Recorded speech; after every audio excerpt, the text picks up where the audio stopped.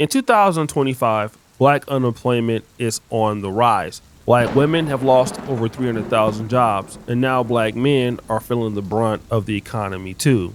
But it's really only affecting black people. Other communities and other races are not feeling the pain like black America is. So then that got me thinking, what is the opportunity for black people in general? Black business. You see, we do have advantages to us in the community. We got HBCUs, we have black churches, we have a rich, very rich population on average with over a $1.3 trillion spending power. So then why are we not maximizing the white space opportunity in the black private sector? Well, that's because we're losing an opportunity. And one of the reasons that we're losing opportunities in the black world is because we're losing ground to other competitors. Just think about your gas station in the black community. When I grew up in Del Paso Heights, there was a Quick Stop, and that Quick Stop was owned by Indians. Those Indians didn't live in the community. They just got the money from us and they took it back to wherever they wanted to take it to. The same thing with Rainbow Market right there on Marysville. The same thing with many stores you're familiar with. People come into the community that are foreign, they make the money there and then take it out. And black people never get any benefits or the compounding effects of the money that they're spending in their own community.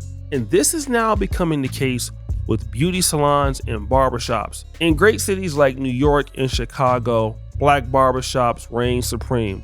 But now there's a different competitor coming in, and that is now Dominican barbershops and Dominican hair salons. Now for this particular video, I'm gonna stick with Dominican hair salons because black women spend a lot of time and a lot of money in salons, and Dominican hair salons are not really black salons, but they're close enough that black women can identify with some of the salons. And so because Dominicans have blowouts and special hairstyles, it may be okay for certain black women to go to a Dominican hair salon over a black hair salon.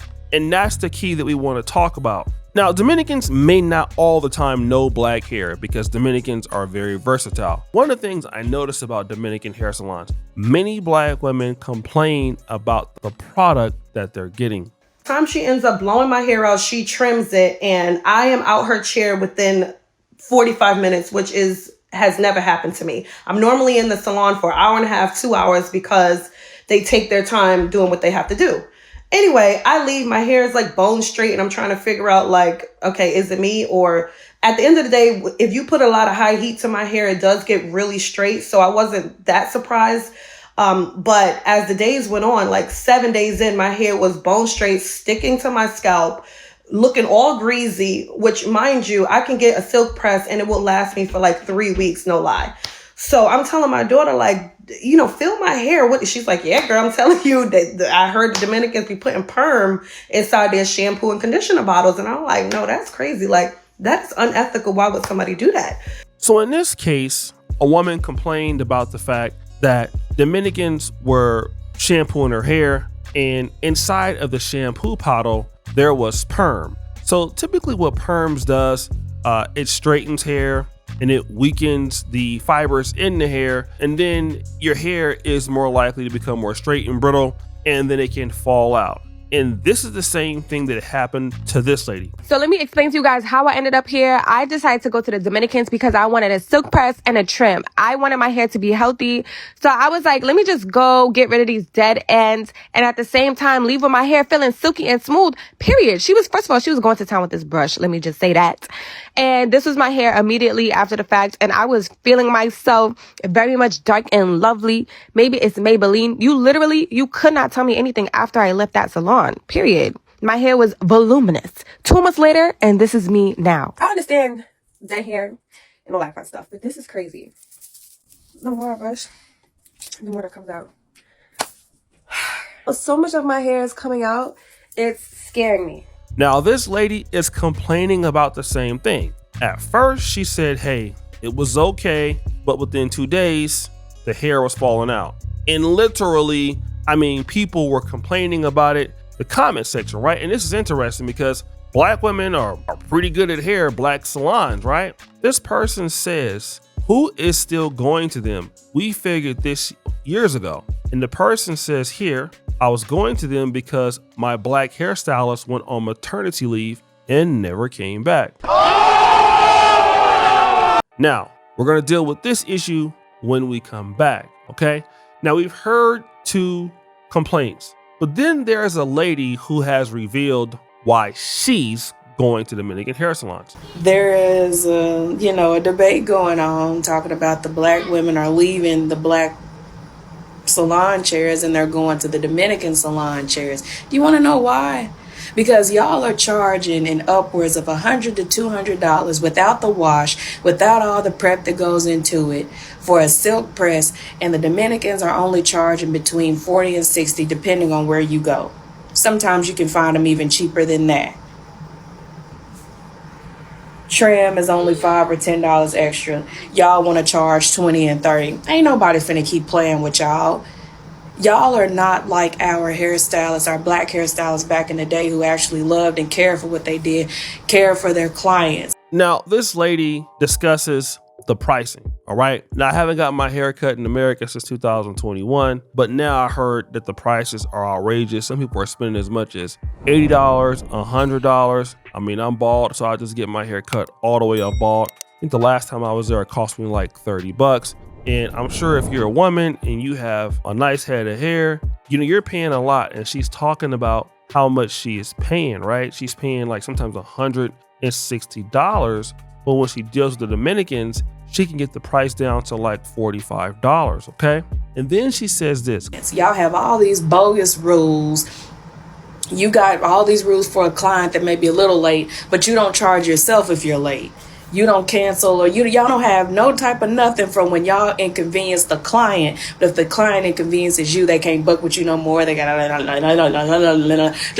just a joke. And then I saw the thread talking about they're going back to doing eyelashes and going back to regular jobs. Y'all need to, because y'all are this generation hairstyles. We don't want y'all. We do not want y'all. Talking about people don't want to pay. People don't want to pay because y'all are unprofessional. You're not on time. You always got an attitude. Y'all don't even know proper cleaning up procedures in between each client. You just getting clients in and out the chair. You ain't wiping the chair down. You ain't cleaning and sanitizing your tools or nothing. You just doing her. We ain't got time for that. So she's talking about the fact that females are late. They got an attitude. If you're late, they want to penalize you. But if they're late, there's no accountability with that. Just a bad attitude, overpricing, not really being concerned about your craft. And she noticed that even in this video that some of those ladies are not even in the business anymore. And so that's interesting when we're talking about the Dominicans. Now, they may not be perfect, but she's talking about some of the stuff that they are doing as they're cutting into the black hair care space. They're cheaper, they're typically faster, and they're willing to do the work. Now, here's something else that I noticed. You can walk in there as long as it's before 6 p.m. and get your wash, your set, your hair straightened, do all that for $45. And then guess what? You'll get some coffee. You'll get a whole plate of food. Okay, let me tell you. In my mom's salon, they be chefing it up. They got a grill in the backyard and all that. Okay, it's lit in there. Now, this is a Dominican lady herself. She says, listen, you're gonna get in, get out, and you'll get some coffee. And not only will you get some coffee, depending on the Dominican hair shop, you're gonna get some food, okay? All of that as a $45 value. You're not just getting your hair done, you're getting some level of appreciation. It might not be classy, but you don't really expect classy sort of service at the hair salon. I mean, we don't expect it at the barbershop, but just imagine you go to the barbershop, somebody giving you some free ribs, some free chicken, you know what I mean? You get a water bottle. I mean, that's a certain level of customer service that you never get. And with black people, we talk about what's happening with our communities being let go from jobs, and we want to blame certain things on white supremacy. Then we forget in our own backyard, we're not taking care of our business and defending our territories in the black world, whether that's in the black community, whether you're a black African, black Jamaican, Caribbean. These people are coming in to where you are at, and then they're making you defend your territory by either getting better or getting out of their business, okay? So how do Dominican hair salons and other people come in? Number one, their speed and efficiency. I hate to say this, you go to a black barbershop, make you wait all day. They got somebody else in the chair, not professional. But Dominicans are fast. Their blowouts are quick, affordable. You're getting in, getting out. So you're not spending as much time as you are at a black shop where time is money. You can get more done in a day. You in there and you out, okay? Again, the pricing, competitive pricing. We always talk about black on black business, supporting black business, and then we have a seller's market mentality where we're dealing with black on black business. Yeah, brother, I don't know why you should support me. I'm in the community, I'm black, right? And that might work for a little bit, but the reality is if you're not offering a good service of value and you're overpriced and it takes longer to get it, but Dominicans can offer a similar service, or they're gonna go with the person that offers a similar service for cheaper. It's affordability. And then that means I can get my hair done more often, right? I can get more regular visits. I get more bang for my buck. In the case of black salons, it's like now we trying to just get more higher. And, instead of trying to be, disruptive with your pricing, you're trying to be corrupt as hell with your pricing. Typically, they have consistent results. We saw something that was bad with some of the ladies there, but the results are consistent. And then again, customer experience, okay? The customer experience is speed, results, there's no long waits, ain't no overbooking, all of that is gonna be gone, all right? And so what happens is Dominicans start getting leverage in the black community and they make black salons cover ground, all right? Basically what that means is if you're gonna stay in the business and these Dominicans are beating you to the punch, you're going to have to improve or basically get out of the business. So now black stylists are having to modernize, bringing in faster blow drying techniques, diversifying their services, weaves, wigs, natural hair, things that Dominicans may not specialize in. You start seeing them offer more stuff, trying to create more of a one-stop shop in their things. Going back to the natural hair movement, now you're starting to see black owned shops, black hair braiding shops, things like that. And so now the Dominicans are making the black hair shops make a decision, and that's called leverage. If black people don't understand leverage or making somebody cover ground, you can't win in business. You can't win in politics, right? And this is what other groups do. They come to the black community and they understand, okay, they're not professional. Or we feel like they're not professional. They come in and they see the restaurants, right? Okay, the food is good, but they take too long to deliver the food.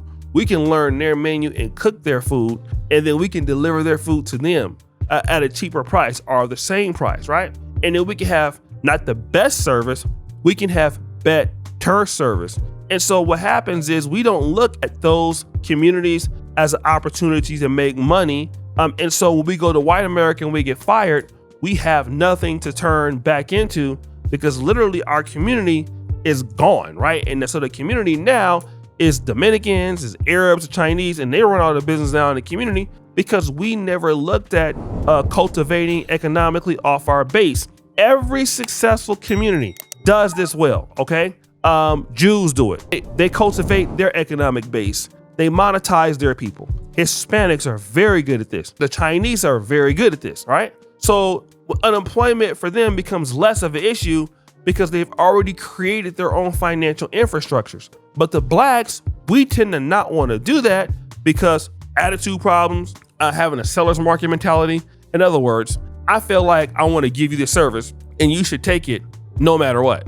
Not like, oh, the customer should be first. No, it's like, I want to sell it to you at this price and your ass better take it. And so that attitude has hurt us. So now what we got to do is when we start getting fired and losing our jobs, now we're coming back to that same community and we're out of touch with that community and we're already outpriced in that community, So now you can't even do business where you're from because you are already being beat by foreign competitors. And then them people don't ever respect you. And then what happens is we get upset once they start realizing or start talking like, oh, you guys don't have no businesses. You guys are broke. You guys are lazy. You guys don't know how to do this. And see, that comes from our lack of ability to innovate in our own private sector. Now, that stuff is wrong when they tell us that. This is Why? And if we don't understand that, whether you're in Africa, whether you're in the Caribbean, Black America, if you can't make money off your own people, you can be in a lot of trouble. So guys, what do you think? It's your boy Oshay Duke Jackson back at it again. Another episode of The Celebrity Junk. I appreciate you for all that you do. Subscribe to the bell. We're out.